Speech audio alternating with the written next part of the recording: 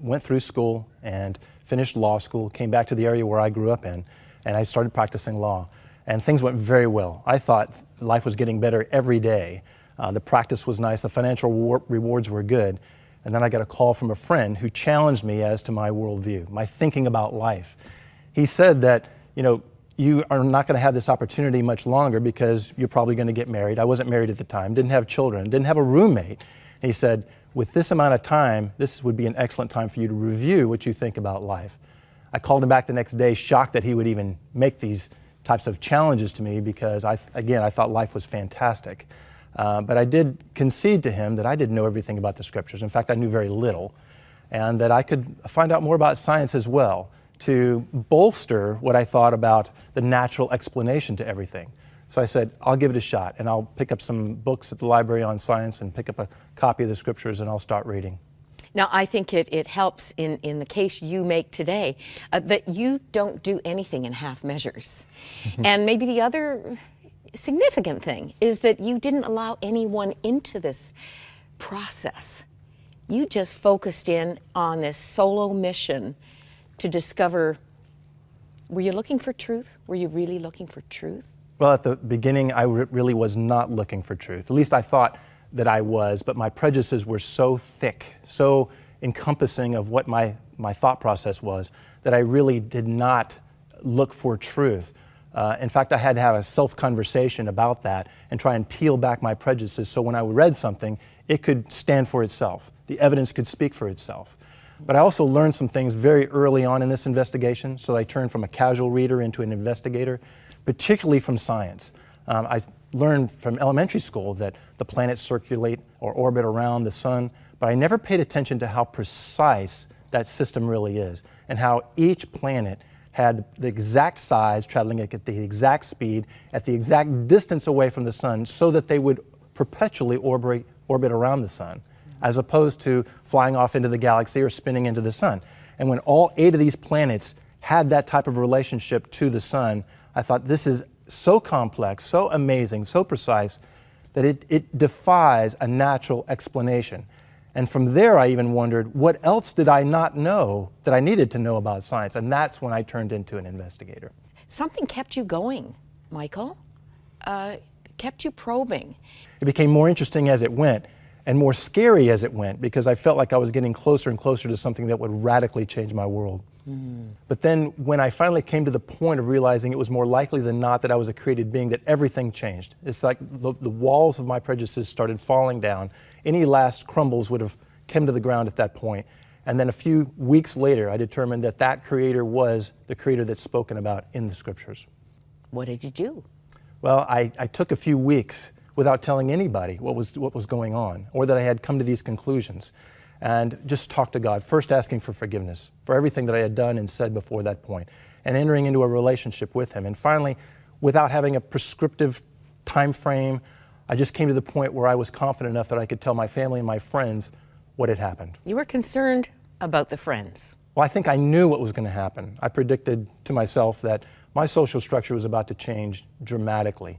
I didn't know anybody who was a believer. I didn't know anybody who thought about things the way I was now thinking about them, other than my friend, he lived hours away. He was just calling me on the phone. So none of my local friends had thought the way that I did, and I thought there was going to be a huge jolt to them as it was to me, and probably I wouldn't have these friends any longer, and that's what took place. You've already alluded to the supernatural fingerprint in nature, in the created world. Give us a couple of highlights. Well, yesterday we talked about the solar system. So moving on from that, going from what we see in gigantic telescopes, now looking at what microscopes show us, that the amazing world of the cell, and other small things, but particularly the cell, how much information God has put into each small little microscopic point. There's more than 3 billion sequenced bits of information that, when coming together, helps the cell perform all the functions that it does. Now, in you and I, as adults, there is approximately 35 trillion of these cells that are all coordinating with each other to perform all the things that we do biologically as humans. It's outstanding. It's just mind-boggling. Now, on top of that, all of these cells, these 35 trillion, came from one cell. The information that was packed into that one cell caused division and multicellular coordination. It's just unfathomable. For what can be known about God is plain to them, because God has shown it to them. For his invisible attributes, namely his eternal power and divine nature, have been clearly perceived ever since the creation of the world in the things that have been made. So they are without excuse. For although they knew God, they did not honor him as God or give thanks to him, but became futile in their thinking, and their foolish hearts were darkened. Claiming to be wise, they became fools, and exchanged the glory of the immortal God for images resembling mortal man and birds and animals and creeping things. From Romans 1 ESV. Now, the obvious fact that there is a creator has always been evident throughout human history, but as science has progressed, as more and more advanced tools allow us to see larger, further away items and also see smaller things within the cell. As a scientist, I believe that is the terminology.